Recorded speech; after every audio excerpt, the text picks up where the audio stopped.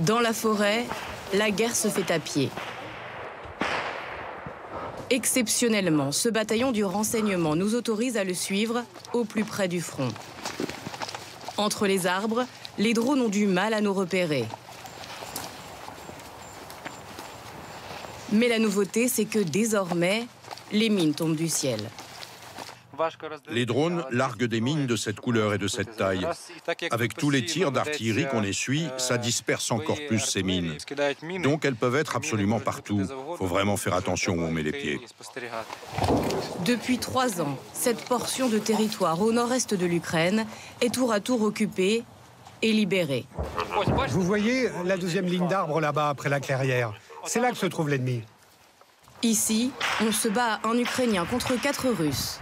Face aux vagues humaines incessantes envoyées par le Kremlin, ce commando est arrivé en renfort il y a 3 mois. Entre 2 assauts...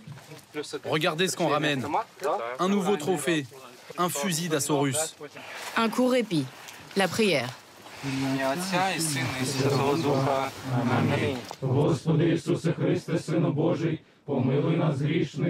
Leur mission, garder la main sur Kupiansk à 15 km au nord, un nœud ferroviaire vital.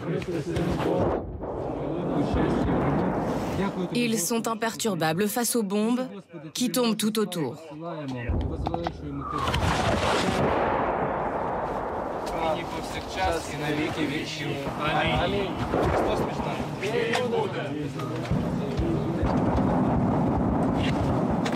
C'est uniquement grâce à Dieu qu'on est encore en vie. Chaque opération est plus dangereuse. Regardez, là ils nous tirent dessus et on est quand même en vie. Nous aussi, la première fois, on était comme vous, à chaque tir, à chaque grenade. Mais maintenant... En face, les munitions semblent inépuisables. On apprend à la radio que 2 groupes de soldats russes nous attaquent. Ils sont à 100 mètres. Tout le monde a sa radio allumée? Prends le lance-roquette. Yallah, on y va. On en a d'autres ou pas? Ouais, il y a 2 armes anti-chars dans l'abri. Allez, on avance, on avance, on avance. Le brave pour Visco, le brave pour Visco. On entre au combat.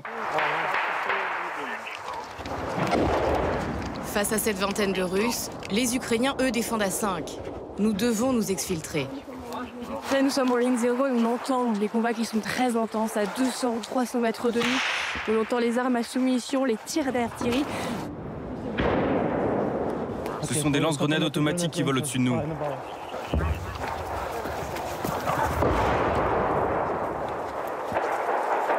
Ce qui se passe là, c'est une situation standard. C'est tous les jours comme ça. Quelques heures avant, ce groupe de commandos s'était infiltré derrière la ligne ennemie. Ce sont leurs images. Oui, oui, allez, allez, allez, allez. Cet homme est un soldat russe. Dis à l'autre de sortir. Il n'y a personne d'autre, je suis tout seul. Tous les autres membres de son unité viennent d'être tués. Il est le seul à avoir accepté de se rendre. À genoux, putain. Les mains en l'air. Maintenant, on te ramène vers nos positions. Le ramener, dans l'espoir d'un futur échange de prisonniers de guerre. Allez, entrez à l'intérieur. On nous autorise à le rencontrer. L'homme a plus de 50 ans. Il dit avoir 5 enfants et s'être engagé pour l'argent. Plus de 2000 € par mois. Un salaire très élevé en Russie. Tous nos échanges se font sous le contrôle des Ukrainiens, armés.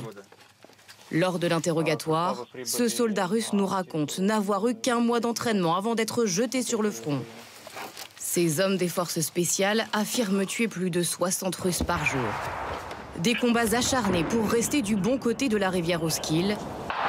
Elle pourrait devenir la future frontière, au cœur des négociations.